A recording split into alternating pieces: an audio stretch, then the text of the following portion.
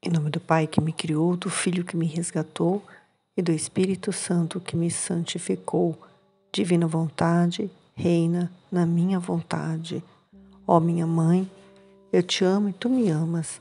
Dá-me um gole da vontade divina para a minha alma. E me abençoa, Mãe, para que todas as minhas ações sejam feitas diante de vossos olhos maternais. Amém, Fiat. Especial a Semana Santa, o Evangelho como me foi revelado, escrito por Maria Valtorta. Angústia de Maria no sepulcro e unção do corpo de Jesus. Parte 3, final. Pois sim, querida, amanhã, agora não podes, estás mal. Sim, mal, mas é porque eu tenho nos olhos a vista do seu sangue e no nariz o odor do seu corpo cheio de chagas. Que eu veja a mesa em que ele se apoiou, vivo e sadio, que eu sinta o perfume do seu corpo juvenil. Abri, não me escondais uma terceira vez, já o escondestes por baixo dos aromas e das bandagens. Depois o fechastes debaixo de uma pedra. Agora, por que negar a uma mãe que ela possa reencontrar o último vestígio dele no perfume que ele deixou para lá desta porta? Deixai-me entrar. Eu darei uma busca no chão, sobre a mesa, sobre a cadeira, nos rastros de seus pés, de suas mãos. E tudo eu beijarei. Beijarei todas aquelas coisas, até que meus lábios se acabem. Procurarei, procurarei. Talvez eu encontre um fio de cabelo de sua cabeça loura. Um fio de cabelo ainda não cheio de grumos de sangue. Será que sabeis o que é um fio de cabelo do filho para sua mãe? Tu, Maria de Cleófas, tu, Salomé, que sois mães. E não compreendeis? João, João, escuta-me, eu sou a tua mãe. Ele fez que eu o seja. Ele, tu me deves obediência. Abre, eu te amo, João. Eu sempre te amei, porque tu o amavas. Eu te amarei mais ainda, mas abre. Abre, eu estou dizendo. Não queres, não queres. Ah, então eu não tenho mais o meu filho? Jesus nunca me recusou nada, porque era meu filho. Mas tu recusas. Tu não o és. Não entendes a minha dor. Ó João, perdoa, perdoa. Abre, não chores. Abre. Ó Jesus, Jesus, escuta-me. Que o teu Espírito opere um milagre. Abre para a tua pobre mãe esta porta que ninguém quer abrir. Jesus, Jesus. Maria bate com os seus punhos na portinha bem fechada. É um paroxismo de angústia. Por fim, ela empalidece e murmura: ó meu Jesus, eu vou. E se joga, já sem força, nos braços das mulheres que estão chorando, mas que ainda sustentam para impedir que caia na frente da porta, e a transportam assim para a sala que fica do outro lado. A paixão de Jesus e de Maria e a compaixão de João, 20 de fevereiro de 1944. Agora já é noite. Diz Jesus: tu viste quanto custa ser salvadores.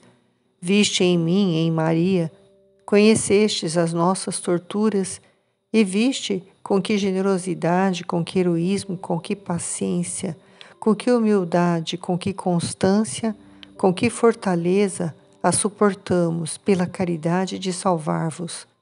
Todos aqueles que pedem ao Senhor Deus para fazer deles salvadores devem pensar bem que eu e Maria somos os modelos e que aquelas são as torturas que devem compartilhar para salvar. Não serão a cruz, os espinhos, os pregos, os flagelos materiais, serão outras, de outra forma e natureza, mas igualmente dolorosos e consumam igualmente. E é somente consumando o sacrifício entre aquelas dores que é possível tornar-se salvadores. É uma missão austera, a mais austera de todas, Em relação a esta, a vida do monge e da monja, da regra mais severa, é uma flor comparada a um monte de espinhos, porque esta não é uma regra de ordem humana, mas regra de um sacerdócio, de uma consagração divina, cujo fundador sou eu que consagro e acolho em minha regra, em minha ordem, os seus eleitos, e imponho a eles o meu hábito, a dor total, até o sacrifício. Tu viste os meus sofrimentos. Eles foram direcionados para reparar as vossas culpas.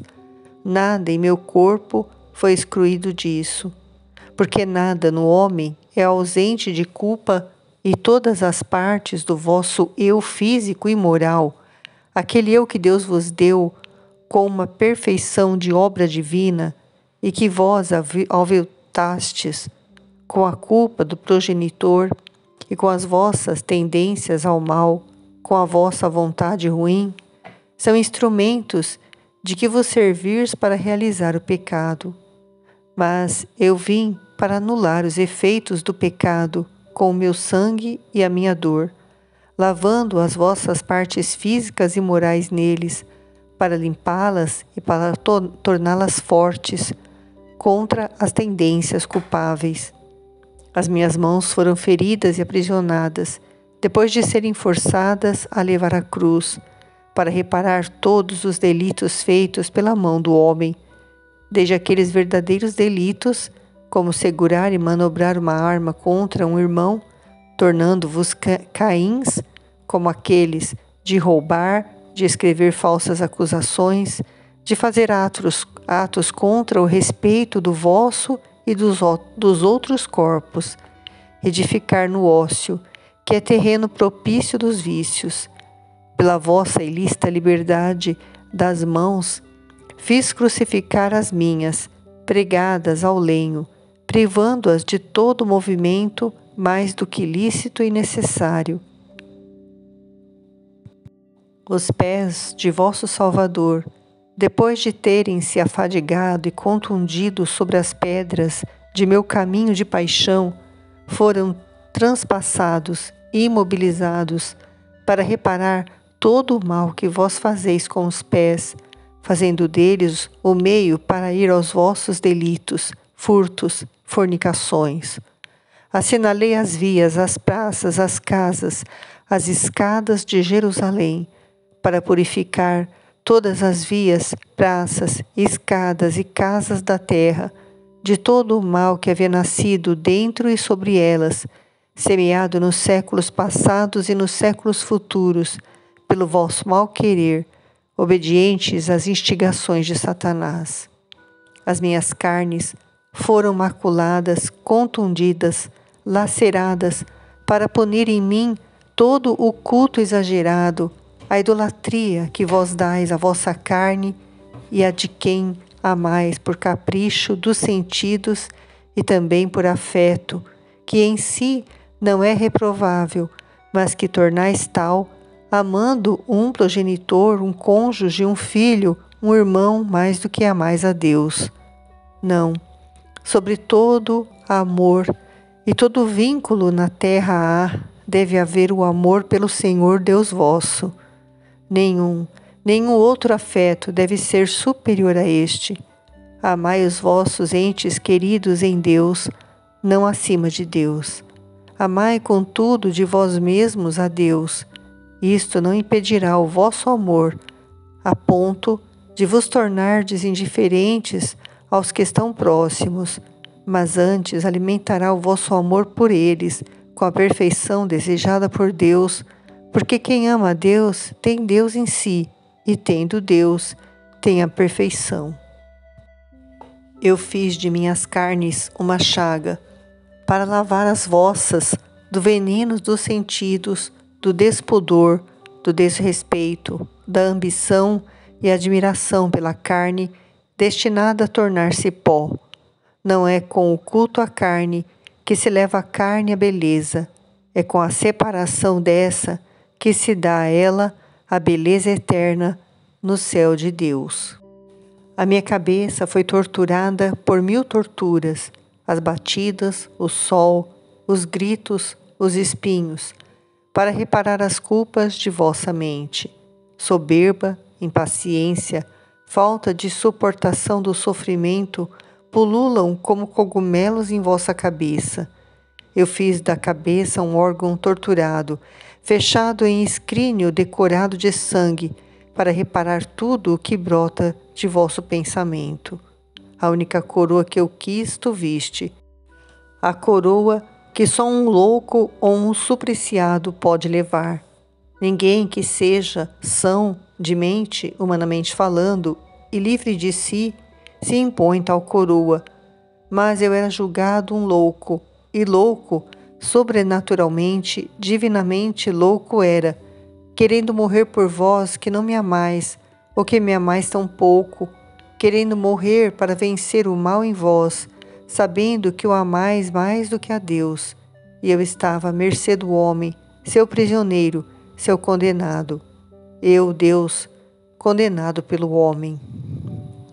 Quantas impaciências vós tendes por quase nada, quantas incompatibilidades por coisas vãs, quantas dificuldades para aceitar o mal-estar. Mas olhai o vosso Salvador, meditai o que deveria haver de excitante naquele fincar contínuo em novos lugares, naquele enroscar-se nas mechas dos cabelos, naquele movimentar-se contínuo sem permitir mover a cabeça ou apoiá-la de modo algum que não provocasse tormento. Mas pensai o que eram para minha cabeça torturada, dolorosa, febril, os gritos da multidão, as batidas, o sol quente.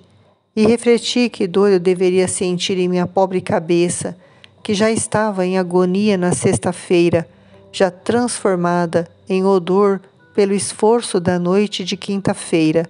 Essa minha pobre cabeça, na qual fervia a febre de todo o corpo dilacerado e das intoxicações provocadas pelas torturas.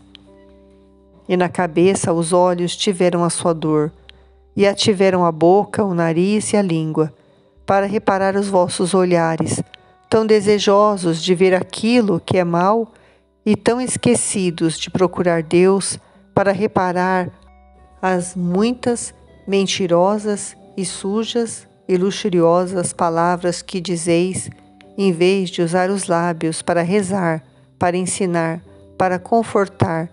Tiveram a sua tortura, o nariz e a língua, para reparar a vossa gula e a vossa sensualidade do olfato, pelos quais também cometeis imperfeições que são terreno para culpas mais graves e culpas com avidez de alimentos supérfluos, sem piedade de quem tem fome, de alimentos que vos podeis permitir muitas vezes recorrendo a meios ilícitos de lucro.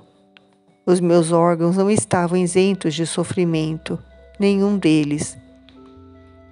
Sufocamento e tosse para os pulmões contidos pela bárbara flagelação e com edemas pela posição na cruz.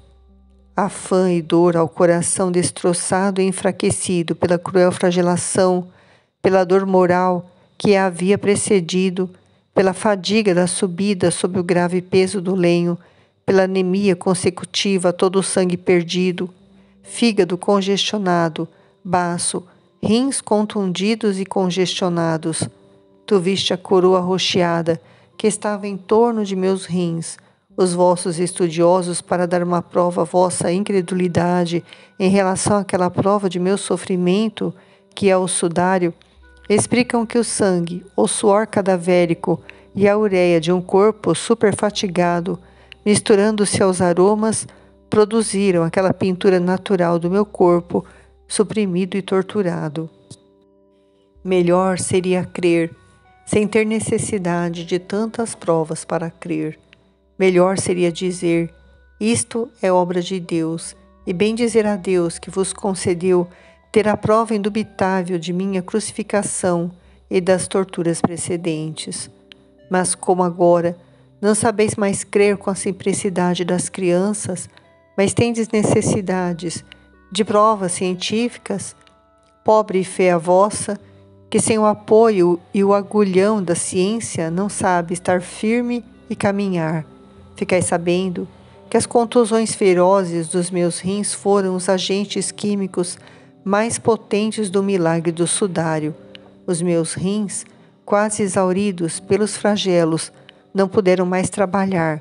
Como aqueles queimados pelas chamas, foram incapazes de filtrar, e a ureia acumulou-se e se espalhou em meu sangue, em meu corpo, dando os sofrimentos da intoxicação urêmica, e o reagente que, transpirando do meu cadáver, fixou a imagem sobre a tela.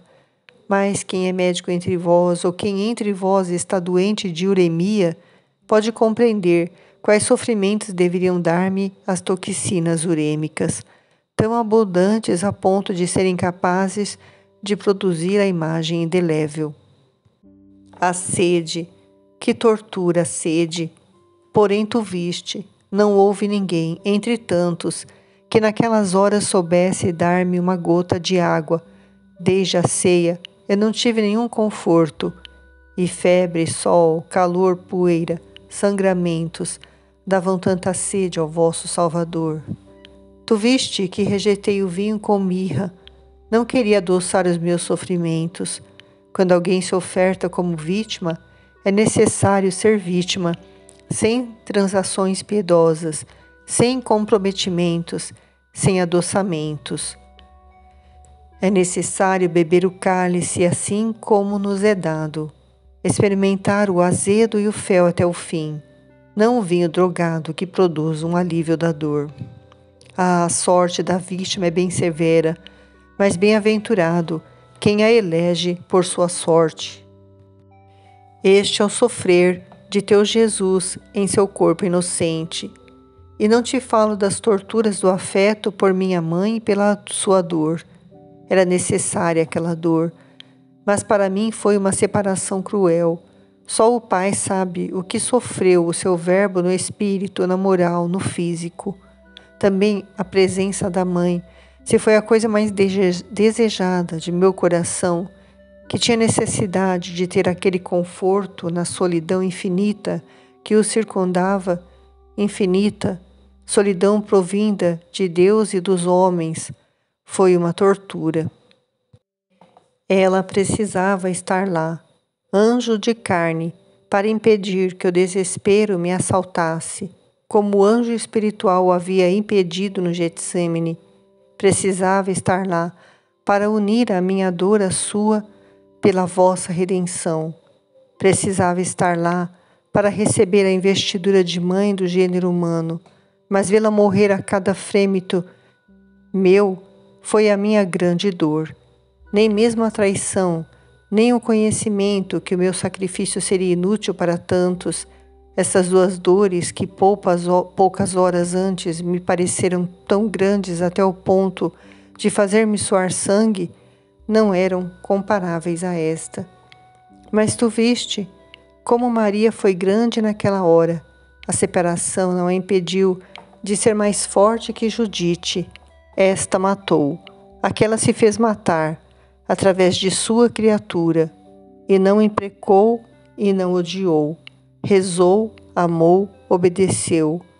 Mãe sempre, até em pensar, no meio daquelas torturas, que o seu Jesus tinha necessidade de seu véu virginal sobre as suas carnes inocentes para a defesa de seu pudor. Ela soube ser ao mesmo tempo filha do Pai dos céus e obedecer à sua tremenda vontade naquela hora. Não imprecou, não se rebelou, nem a Deus nem aos homens. Perdoou a estes, disse, fia-te àquele. Também depois tu a ouviste, Pai, eu te amo, e tu nos amaste. Recorda e proclama que Deus a amou, ele renova o seu ato de amor. Naquela hora, depois que o Pai a transpassou e tirou sua razão de ser, ama-o. Não diz, não te amo porque tu me golpeaste. Ela o ama e não se aflige pela sua dor, mas pela dor sofrida pelo filho. Não grita pelo seu coração despedaçado, mas pelo meu coração transpassado. Disto pede razão ao Pai, não de sua dor. Pergunto por que ao Pai em nome de filho deles. Ela é realmente a esposa de Deus. Ela é realmente aquela que concebeu pela união com Deus. Ela sabe que nenhum contato humano gerou a sua criatura, mas somente o fogo aceso pelo céu, que penetrou em seu seio imaculado e depôs o germe divino, a carne do homem-deus, do Deus-homem, do Redentor do mundo. Ela sabe, e como esposa e mãe, pergunta o porquê daquela ferida. As outras deviam ser dadas, mas esta, quando se havia consumado, por quê? Pobre mãe, houve um porquê, que a tua dor não te permitiu ler sobre a minha ferida, e foi para que os homens vissem o coração de Deus. Tu o viste, Maria, e não o esquecerás jamais. Mas, vês, Maria, não obstante, não veja naquele momento as razões sobrenaturais daquela ferida. Pensa logo que ela me fez mal e bendice a Deus. Que aquela ferida faça tanto mal a ela, pobre mãe. Ela não se importa, não fez mal a mim, e isto lhe basta e lhe serve para bendizer Deus que a imola. Pede unicamente um pouco de conforto para não morrer. É necessária a igreja nascente, da qual tornou-se mãe poucas horas antes. A igreja, como um recém-nascido, tem necessidade de cuidados e de leite materno. Maria o dará à igreja, sustentando os apóstolos, falando a eles do Salvador, rezando pela igreja. Mas como poderia fazer se morresse naquela tarde? A igreja, que tinha poucos dias por permanecer sem seu chefe, permaneceria órfã totalmente se também a mãe expirasse. E a sorte dos recém-nascidos órfãos é sempre precária. Deus não desilude jamais uma justa oração e conforta os seus filhos que esperam nele. Maria prova-o no conforto de Verônica. Ela, a pobre mãe, estampou nos olhos a efígie do meu rosto morto, mas não pode resistir a este olhar. Aquele não é mais o seu Jesus, está envelhecido, sofrido, com os olhos fechados, que não a observam, com a boca contorcida, que não lhe fala e sorri, mas eis um rosto que é de Jesus vivo, doloroso, ferido, mas vivo ainda. Eis o seu olhar que a fita, a sua boca que parece dizer mamãe. Eis o sorriso que a saúda ainda. Ó Maria, procura o teu Jesus em tua dor. Ele virá sempre e te olhará, e te chamará e te sorrirá. Partilharemos a dor, mas estaremos unidos.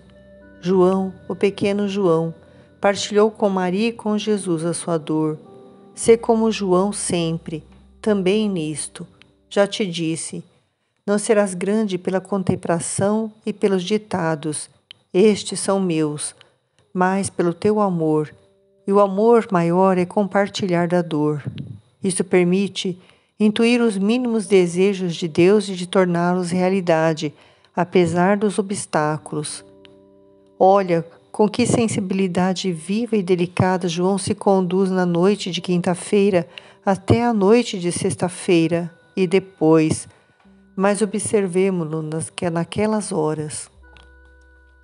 Um momento de desânimo, uma hora de peso, mas superado o sono, com o acontecimento da captura e do amor, ele vem, arrastando-se atrás de Pedro, para que o mestre tenha um conforto vendo o chefe dos apóstolos e o predileto entre os apóstolos, e depois pensa na mãe, a qual qualquer cruel poderia capturar, e vai até ela.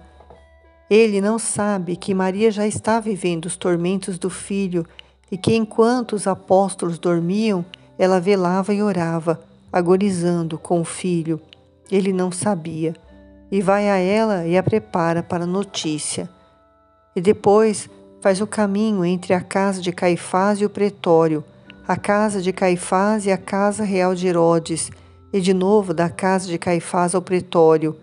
E fazer isso aquela manhã atravessando a multidão embriagada de ódio, com as vestes que o acusam como Galileu, não é fácil. Mas o amor o sustenta, e ele não pensa em si, mas nas dores de Jesus e de sua mãe. Poderia ser lapidado, porque é seguidor do Nazareno. Não importa, ele desafia tudo. Os outros fugiram, estão escondidos. A prudência e o medo os conduzem. A ele é o amor que conduz, e permanece e se mostra. É um puro. O amor prospera na pureza. E se a sua piedade e o seu bom senso o induzem a manter Maria longe da multidão e do pretório, ele não sabe que Maria compartilha todas as torturas do filho, sofrendo-as espiritualmente, quando julga ser a hora que Jesus tem necessidade da mãe e que não é lícito manter ainda a mãe separada do filho, ele a conduz a ele, a sustenta, a defende. O que é aquele punhado de pessoas fiéis, um homem só, inerte, jovem, sem autoridade, como chefe de poucas mulheres, contra toda uma multidão bestializada? Nada. Um monte de folhas que o vento pode dispersar, uma pequena barca sobre um oceano em tempestade que a pode fazer submergir. Não importa. O amor é a sua força e a sua vela. Ele vai armado pelo amor e com este protege a mulher e as mulheres até o fim. João possui o amor de compaixão como ninguém no mundo, exceto minha mãe. Ele é modelo dos amorosos deste amor. É o teu mestre nisso. Segue-o no exemplo, que te dá de pureza e de caridade, e serás grande. Vá em paz agora. Eu te abençoo.